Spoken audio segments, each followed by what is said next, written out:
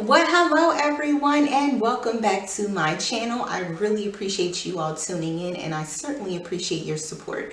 However, if this is your first time actually tuning into my channel, Letha's Life, I would appreciate it if you would consider subscribing to this channel, and so that you can stay up to date on our future episodes of Letha's Life. So on today's episode, what we will be discussing is particularly questions that I've received from you all, and that is actually pertaining to my skin. On one of my previous videos, I actually addressed that I was using all types of organic products to try to take care of this glow on the skin. So today I will be sharing my nightly routine as well as those ingredients that I use with you. So please stay tuned. And here are a list of the ingredients you will need in order to get started. You will need some sugar, brown or white, it doesn't necessarily matter. You'll also need some lemon juice, some apple cider vinegar, some honey, some turmeric, some raw shea butter, but if you don't have that, then you can simply replace it with some Vaseline. You'll also need a bowl and a spoon, a tablespoon and a teaspoon. And last but certainly not least, please don't forget your gloves. They will definitely come in handy. So with all of those ingredients, we will actually be making two things, and the first one being a sugar scrub. Now, a sugar scrub is actually meant to exfoliate and as well as hydrate the skin. It also will remove any of that top layer of dead skin, as well as any whiteheads and blackheads. And number two, we'll be making a turmeric face mask. Now, face masks, in particular turmeric ones, will actually address any acne scarring or any other scarring that you've received from an injury or something of that nature, as well as lighten up any dark spots on your face, as well as tighten your skin, which is something we need as we're getting older. And how often do I use these products? I use them anywhere between 2 to 3 times a week. Of course, my skin is not quite as bad as other people with hyperpigmentation, but it does get me to the point where I feel comfortable and I can go makeup free if I so choose. So before I begin, I do want to give credit to the person who actually helped me come up with some of these recipes. Well, I kind of geared a little away towards some of the things that she has done, but I've added in a few of my own ingredients to make it work for me. As you go through this process, you'll understand if certain products work for your skin or not, depending upon if you have sensitive skin, if you have dry skin, oily skin. You'll know more when you get more into this process. But in the meantime, I certainly wanted to give her credit for sharing her recipes with me. So all you will need to create your sugar scrub will be to mix together about 1 teaspoon of your sugar, 2 teaspoons of your honey, and anywhere between 3 to 5 drops of your lemon juice.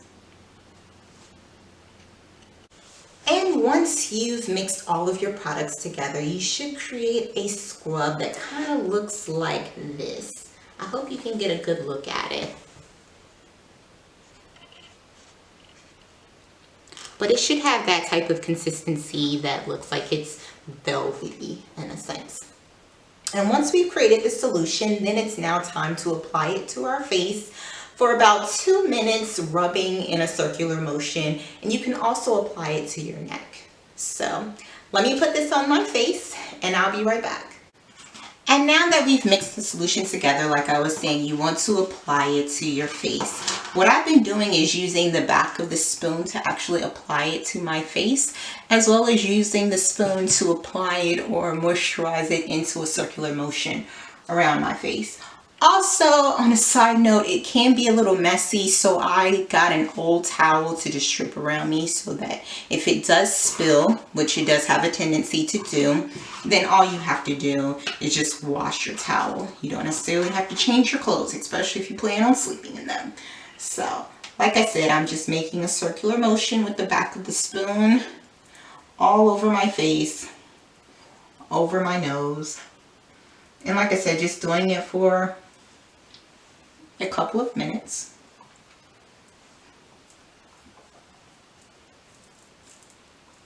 And if it just so happens to get in your mouth, it's all natural, so you know, feel free to taste. And now that I've applied it to my face, what I'm going about doing now is just using my fingertips to actually use or massage the scrub all over my face. Like I said, just gets that deep exfoliation and that nourishment to the skin. What better way than to use your own fingers?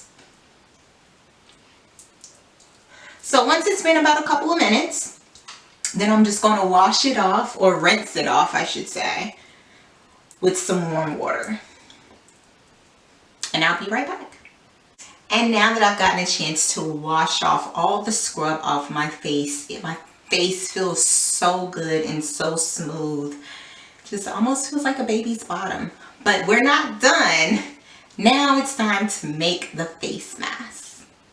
So now, in order to make your turmeric face mask, what you will need is about 1 teaspoon of turmeric, about 1 tablespoon of your apple cider vinegar, and of course, I honestly forgot to mention the water. If you feel that the apple cider vinegar might be too strong for your skin, then please feel free to replace it with 1 tablespoon of water. Now, once you mix all of those ingredients into a bowl, it should kind of look like a clay-like substance, but I will show you how it looks. So now that we've gotten an opportunity to mix our ingredients together, it should come out, like I said, looking like a clay-like substance, but to me it does kind of remind me of mustard. But what we're going to do is take this mask and actually apply it to our face using our gloves. The reason we're using gloves is turmeric has a tendency to stain, especially nails. So in order to protect our nails from changing almost a goldish color, we're going to use our gloves as that protection mode. So now we're going to apply the mask to our face. Like I said, I'm utilizing my gloves, so this is an important element unless you want to stain your nails. This process can be a tad bit messy, so that's again the reason why I have my old towel on me.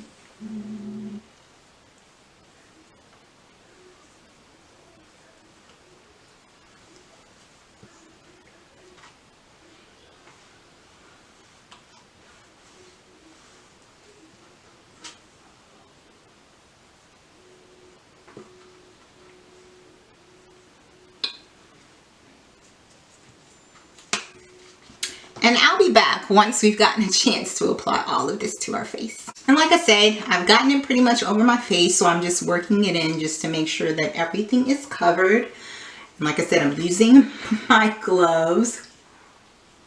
So now that I think I'm pretty okay, I am going to allow this to sit on my face for about 30 minutes. It's going to feel almost as if it's tightening, but that's okay. It just means it's working and we need to allow it to dry. So I'll be back in 30 minutes.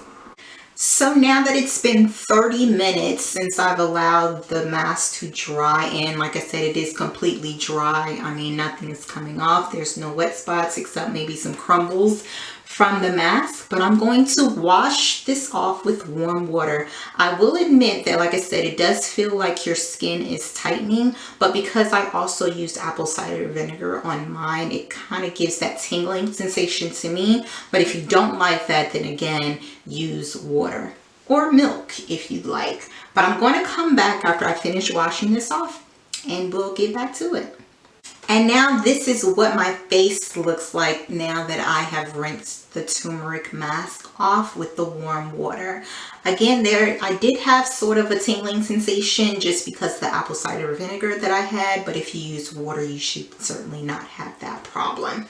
I would also like to point out that I did rinse my face off again using my gloves because of course I wanted to protect my nails as well as my fingers with the staining. Unfortunately, it can actually leave the turmeric face mask. It can actually leave a type of yellowy stain on your face, but once you actually wash your face off in the morning or something like that, it will disappear. So don't let that scare you. So before I go in to complete the final step of moisturizing my skin, I do go behind the face mask with a toner, in particular witch hazel for all you old school folks out there like me.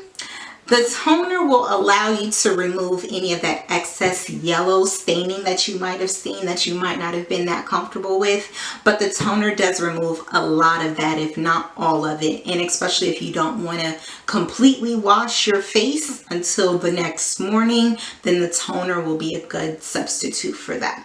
But now it's time to moisturize my skin. So I'm going to use that shea butter that I showed you all and dab just a tiny bit on my skin. You don't need a lot. And honestly, I like to dilute mine with water a little bit. It just gives me that sense of not being too heavy. And I go in and I just moisturize my face, kind of going up in an upwards motion. But if you don't have any shea butter, then you can use as a substitute coconut oil, or if not, you can certainly go to that trusty Vaseline, you know, like our parents used to do when we used to have to stand outside at the bus stop. They Vaselined you all up, so it would be that nice coating and moisturizer on your skin. So that is definitely my go-to if I don't have either one of them. And once that's all said and done, and I feel like my face has been moisturized, I get all in there, including my neck, then that completes the final step. So I really hope that you all enjoyed this video on how I'm getting this glow on this skin. As you can see, you see the glow? You see the glow? But anyway, I would like to point out that if for any reason you don't feel comfortable with any of these products, although they are all natural, please feel free to consult your physician, especially your dermatologist. You never know how you might react to something, so just to be on the safe side, it never hurts to consult your physician. So until next time, we love you all. We care about you. We're praying for you, as I hope that you all are praying for us. So God bless, and we'll see you soon. Bye.